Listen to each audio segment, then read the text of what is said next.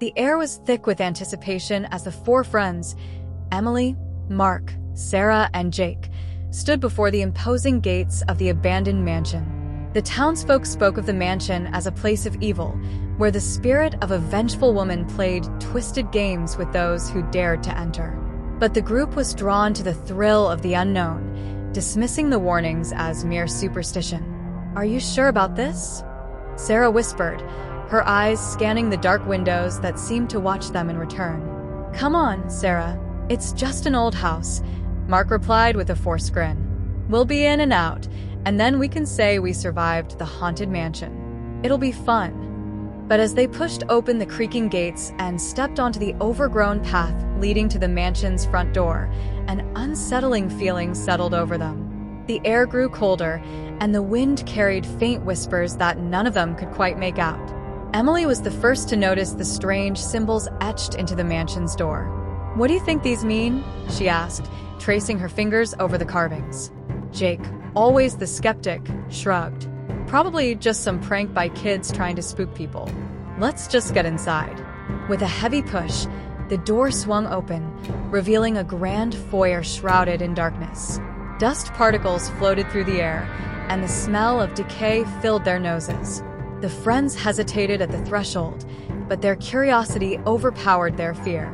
The door slammed shut behind them, making them jump. "It's just the wind," Jake muttered, though his voice betrayed his nervousness. As they ventured deeper into the mansion, the temperature dropped, and the flickering light from their flashlights cast long, eerie shadows on the walls. The house was a labyrinth of decaying furniture, torn wallpaper, and cracked mirrors that seemed to reflect more than just their own images. In the center of the grand hall stood a large, ornate table, its surface covered in dust. Atop the table lay a single object, a worn, leather-bound book. Emily's curiosity got the best of her, and she opened the book, revealing pages filled with strange symbols and handwritten notes. "Look at this," she said, holding the book up for the others to see. "It's like a journal, but I can't understand the language." Suddenly, the room was plunged into darkness, and the sound of heavy footsteps echoed through the mansion. The friends huddled together, their flashlights flickering uncontrollably. "Who's there?" Mark called out, his voice trembling. But there was no response, only the sound of footsteps drawing nearer. Without warning, the lights flickered back on, and standing before them was a woman dressed in a tattered white gown, her eyes hollow and her face twisted in a sinister smile. "Welcome," she whispered, her voice echoing through the hall. "I've been waiting for someone to play with." The friends recoiled in horror, but before they could react, the woman vanished, leaving only her haunting laughter behind. "What the hell was that?" Jake gasped, his heart racing. "It's her," Sarah whispered, her face pale. "The spirit they warned us about. We need to get out of here." But as they turned to leave, they found the door sealed shut, the symbols on it glowing with an ominous light. "There's no way out," Emily said, panic rising in her voice. "We're trapped." Mark slammed his fists against the door, but it wouldn't budge. "This can't be happening," he muttered. "It's just a dream, it has to be." Suddenly, the mansion began to shift around them, the walls warping and the floor twisting beneath their feet. The house was alive, and it was playing with them. The friends were separated as the mansion transformed into a maze of endless hallways and rooms that defied logic. Emily found herself in a narrow corridor lined with mirrors, each one reflecting a different version of her. Some younger, some older, but all wearing expressions of fear. "Emily," a voice whispered from one of the mirrors. She spun around, trying to locate the source, but there was nothing but her own reflection staring back at her. "Emily, join us," the voice came again, and she watched in terror as the reflections in the mirrors began to move on their own, stepping out of the glass and into the corridor. "Stop it," she screamed, backing away. But the reflections closed in on her, their faces twisted into cruel smiles. Meanwhile, Mark was trapped in a room filled with old toys, dolls, stuffed animals, and broken trinkets. The toys suddenly sprang to life, their eyes glowing with an unnatural light as they whispered his name. "Mark, play with us." He stumbled back, knocking over a dusty shelf.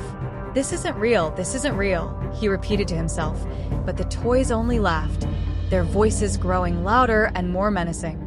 Sarah found herself in a darkened room with a single window. Outside, she could see the mansion's garden, but the sky was an unnatural shade of red, and the trees writhed as if alive.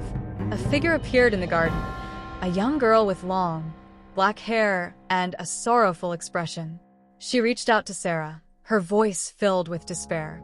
"Help me, please." Without thinking, Sarah tried to open the window, but it wouldn't budge. The girl's pleas grew more desperate, and Sarah felt an overwhelming sense of guilt and helplessness wash over her. And then there was Jake, who found himself in a library filled with ancient books. The shelves stretched impossibly high, and the smell of old parchment filled the air. As he reached for one of the books, it flew open on its own, its pages turning rapidly. "Jake," a voice whispered from the pages. "The answers are here," read.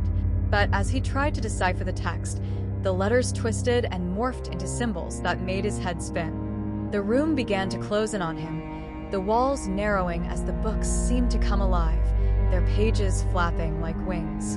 In the center of it all, the spirit watched with glee, feeding off their fear and confusion. The friends were pawns in her game, and she relished in their torment. Hours felt like days as they wandered the twisted mansion, each trapped in their own personal nightmare.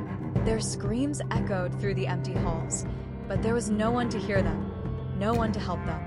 Finally, they were drawn back together in the grand hall, their faces pale and their eyes wide with terror. The spirit appeared before them once more, her smile more sinister than ever.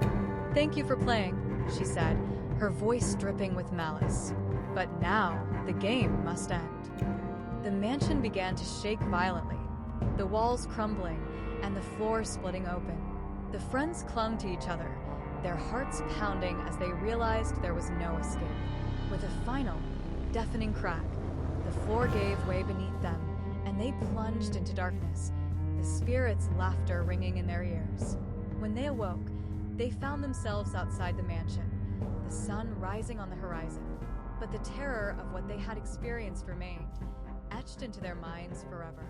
The mansion stood silent and still behind them, as if nothing had happened. But as they walked away, they knew the truth.